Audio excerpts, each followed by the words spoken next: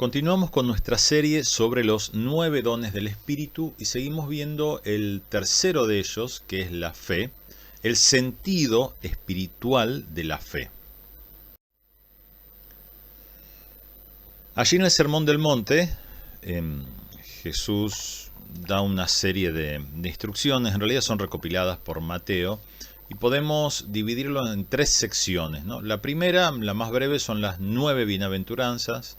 Después hay otra sección primera de 9 partes en donde nos habla cómo, entre otras cosas, desarrollar nuestros sentidos no siguiendo una fe religiosa, una religión como ellos estaban siguiendo.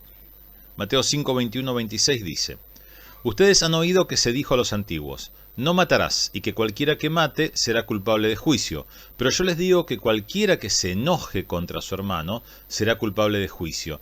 Y cualquiera que a su hermano le diga necio será culpable ante el concilio, y cualquiera que le diga fatuo quedará expuesto al infierno de fuego. Por tanto, si traes tu ofrenda al altar y allí te acuerdas de que tu hermano tiene algo contra ti, deja allí tu ofrenda delante del altar y ve y reconcíliate primero con tu hermano. Y después de eso vuelve y presenta tu ofrenda. Ponte de acuerdo pronto con tu adversario mientras estás con él en el camino. No sea que el adversario te entregue al juez y el juez al alguacil y seas echado en la cárcel. De cierto te digo que no saldrás de allí hasta que hayas pagado el último centavo. Esta es la tercera sección, como dijimos, de la primera mitad del Sermón del Monte. Esta exhortación tiene que ver con la paz y con la mansedumbre. Al no estar en guerra contra todo y contra todos, entonces no necesitamos caer en el enojo, no necesitamos estar continuamente enojados, porque estamos viendo por fe a Dios por encima de todo y de todos. Vivimos en un tiempo en donde la gente está continuamente enojada. Esto no es inocente, por supuesto. Es un diseño de las élites mundiales, pero muy por encima de eso es un diseño de Satanás para este tiempo. Mientras la gente más enojada esté, más fácil de conducir es por Satanás. Aún los creyentes, aún los fieles, los santos, aún queriendo hacer el bien, pero mientras más enojados estén, es mucho más fácil que cometan pecado y que al final de la historia terminen en las garras de Satanás. A su vez, cuando nosotros solucionamos los enojos y las ofensas, entonces somos habilitados para tener fe, es decir, ver los planes futuros de Dios. No podemos ver esos planos que Dios tiene si estamos manteniendo enojos y ofensas, porque vamos a hacer desastres con esos planos de Dios, o más bien vamos a agarrar los planos y se los vamos a dar por la cabeza al hermano con el que estamos enojados. El enojo no es solamente contra fulano y mengano, sino también contra el sistema, contra las autoridades, contra la historia, etcétera, etcétera. Ahora, no es que Dios se enoja, sí, Dios se enoja. Sí, claramente Dios se enoja. Claramente Dios es un Dios de ira. Y aquí hay una cuestión delicada que es cómo tener el enojo de Dios y no ser... Muchos cristianos intentan ser unos seres angelicales que andan siempre diciendo bonitas palabras por la vida, casi como un angelito, aunque son bastante pesados para volar, pero bueno, y en realidad terminan enajenados completamente de la realidad tan difícil que vivimos y que exige posiciones duras y críticas. Entonces, aquí hay una cuestión. Obviamente que hay un enojo de Dios que es correcto. No es ese tipo de enojo el que el Señor está hablándonos aquí. Cuando nosotros tenemos fe, cuando por fe decidimos tener fe y ver y creer en esos planes de Dios, podemos ver los planes más allá del conflicto momentáneo. Y no necesitamos generar guerras innecesarias. Guerras tendremos, inevitablemente habrá, No podemos evitar que la gente esté enojada contra nosotros, menos en este tiempo. No debemos evitar que se enojen por razón de la justicia. Pero las guerras que tengamos, que sean necesarias, que sean las guerras justas, sabemos que allí Dios nos va a dar la victoria. La fe también se desarrolla por crecer en la fe verdadera. Jesús no solamente les dice a sus discípulos cómo dejar de lado una fe religiosa, sino que hay que crecer en la verdadera fe que Él vino a traer. Mateo 6, 19, 24. No acumulen ustedes tesoros en la tierra, donde la polilla y el óxido corroen, y donde los ladrones minan y hurtan.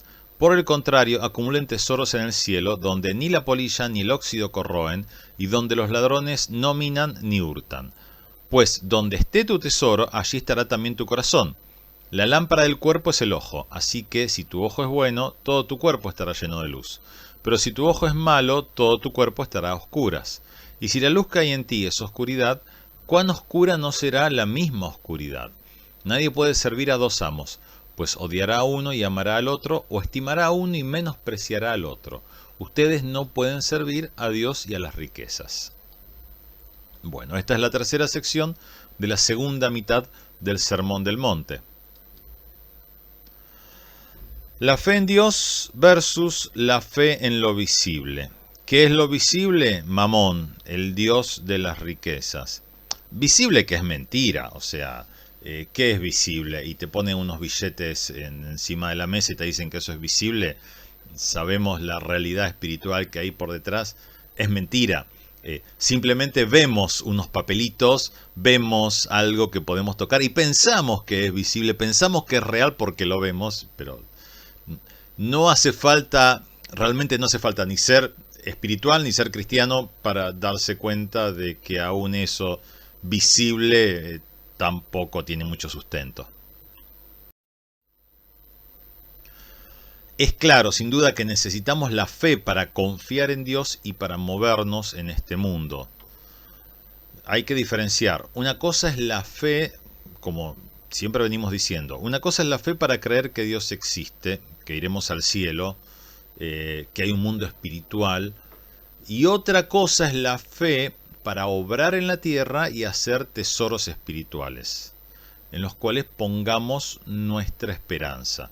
Porque esos tesoros van a depender no del respaldo de un banco terrenal, sino del respaldo del banco central celestial. Esta fe de la que está hablando Jesús en este texto obviamente es lo segundo, no es la fe para salvación. Es una fe que nos permite movernos, obtener lo necesario e incluso riquezas en esta tierra. Por fe es que estamos viendo nuestro depósito en ese banco.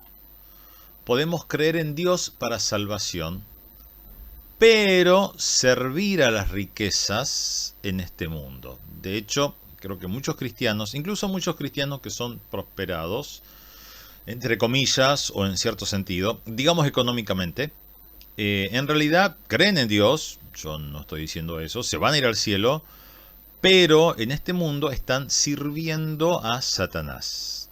Están sirviendo al Dios de las riquezas. Pueden ser muy honestos en su trabajo, pueden ser muy éticos, hacer las cosas muy bien, gloria a Dios por ellos, pero al final están sirviendo al sistema de Satanás. Y esto, bueno, es un tema largo sin duda para hablar. En cierto aspecto es inevitable no hacerlo. Es casi imposible en este mundo no hacerlo, si bien creo que en estos últimos tiempos el Señor nos está dando algunos recursos y entendimiento como para empezar a salir concretamente de ese sistema, ¿no? Pero, como dijimos, muchos cristianos pueden creer en Dios para salvación, pero servir a las riquezas porque la fe no les alcanza para creer en Dios para provisión y protección. Tienen, por lo tanto, un corazón dividido. Pero cuidado, porque estas riquezas que vemos, que tocamos y que llamamos seguras, bueno, Lucas 12:16 dice: además les contó una parábola. Un hombre rico tenía un terreno que le produjo una buena cosecha. Y este hombre se puso a pensar, ¿qué voy a hacer? No tengo dónde guardar mi cosecha. Entonces dijo, ya sé lo que haré. Derribaré mis graneros, construiré otros más grandes y allí guardaré todos mis frutos y mis bienes. Y me diré a mí mismo, ya puede descansar mi alma, pues ahora tengo guardados muchos bienes para muchos años. Ahora pues a comer, a beber y a disfrutar. Pero Dios le dijo, necio, esta noche vienen a quitarte la vida. ¿Y para quién será lo que has guardado? Eso le sucede a quien acumula riquezas para sí mismo, pero no es rico para con Dios. No hay riquezas seguras en esta tierra. Aún lo más tangible, lo más material, lo más físico, sabemos perfectamente que no es seguro, sencillamente porque nadie sabe cuándo es el fin de su vida en esta tierra, si lo va a tener, si no se lo van a quitar por X motivo. Entonces, en realidad, repito, uno no necesita ser ni cristiano ni espiritual para darse cuenta de que nada de lo material en esta tierra es realmente seguro. Por lo tanto, lo que más sustento tiene sigue siendo las riquezas espirituales. No hay nada más seguro que eso. 1 Timoteo 6:17. A los ricos de este siglo mándales que no sean altivos, ni pongan su esperanza en las riquezas, las cuales son inciertas, sino en el Dios vivo que nos da todas las cosas en abundancia para que las disfrutemos. Satanás ha hecho una muy buena publicidad durante mucho tiempo para convencernos de que las riquezas que vemos son seguras. Como dijimos, cualquier análisis sincero de la realidad, sin que sea necesario ni tener fe ni visión espiritual, nos va a demostrar que eso no es cierto. La fe, el sentido de la fe, es activado por el Espíritu. Obviamente es algo que nosotros podemos esforzarnos para desarrollarlo, pero sabemos que está más allá de nuestras fuerzas y que aún no es necesario porque el Señor nos ha dado sus recursos para que a través de sus recursos entonces sí nuestro esfuerzo tenga fruto. Romanos 8, 6, 9.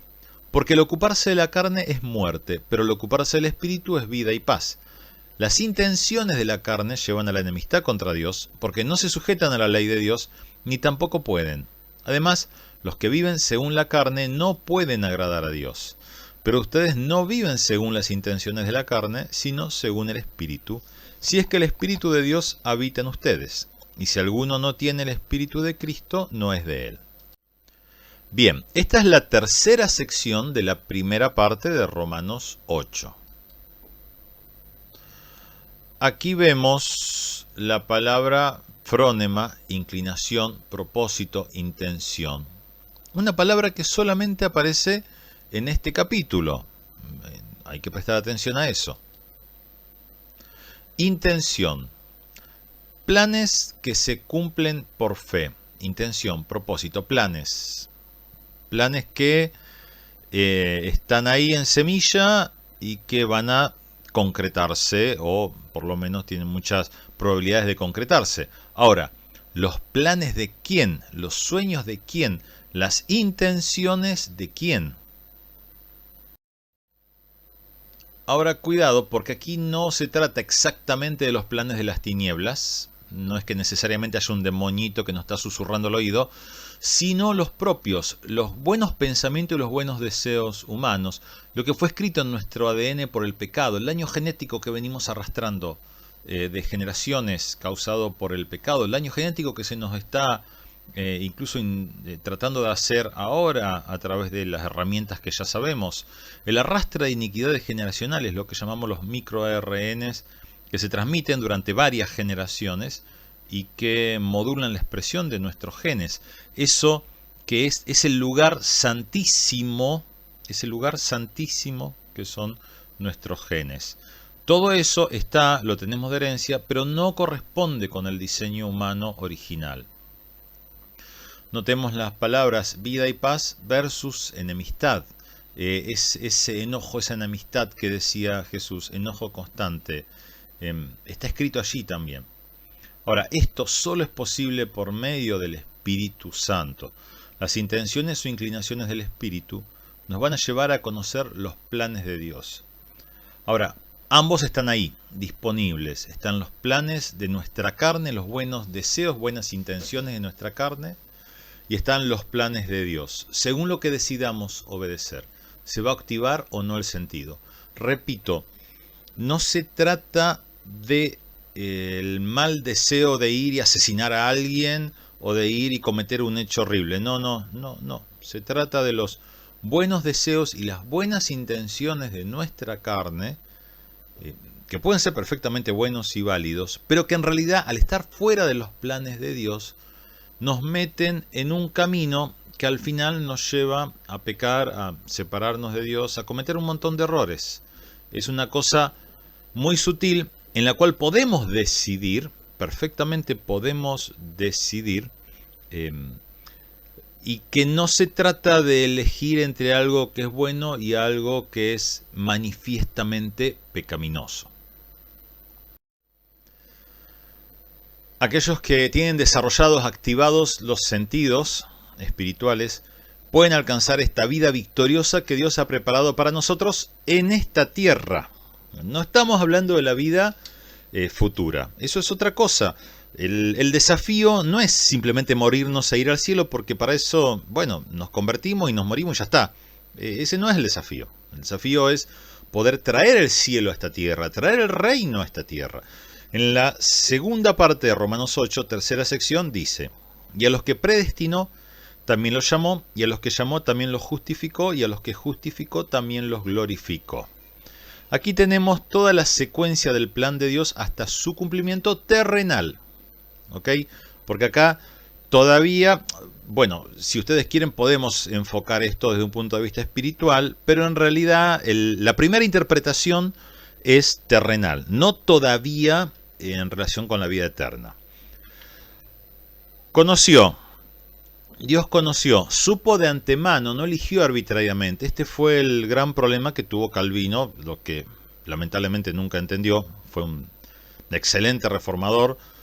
Muchas cosas de nuestro mundo moderno se las debemos a él. También le debemos algunas cosas malas de nuestro mundo moderno, pero bueno, él encontró verdades tremendas, pero nunca terminó de entender esto. Y es que cuando Dios predestinó, primero los conoció. Primero Dios supo, vio el corazón, quién me va a ser fiel y quién no.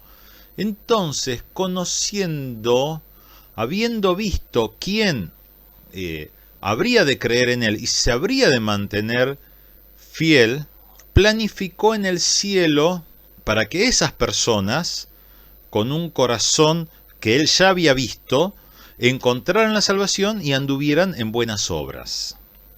Buenas obras, las buenas obras que él había preparado, el mejor camino posible para esas personas. A esas personas los llamó para salvación, los convocó para el reino. Ahora, de nuevo, a los que primero conoció y a los que luego les preparó un camino para que ese corazón que él ya había visto en la eternidad pudiera llegar a concretar sus intenciones, ¿no? Bueno, conoció, predestinó, es decir, preparar un camino, no elegir para salvación, los llamó, los justificó, los hizo justos, les dio la entrada al reino por el sacrificio de Cristo, permitió que ese sacrificio llegara a ellos. Y los glorificó en el presente, en los cielos, en el futuro también en la tierra por venir, también reinando en la tierra por venir. Pero en realidad la glorificación debe empezar aquí, en esta tierra. Bueno, y nos quedan unas cuantas cosas más todavía para hablar acerca del sentido espiritual de la fe, pero esto último que nos queda lo charlamos en el próximo video.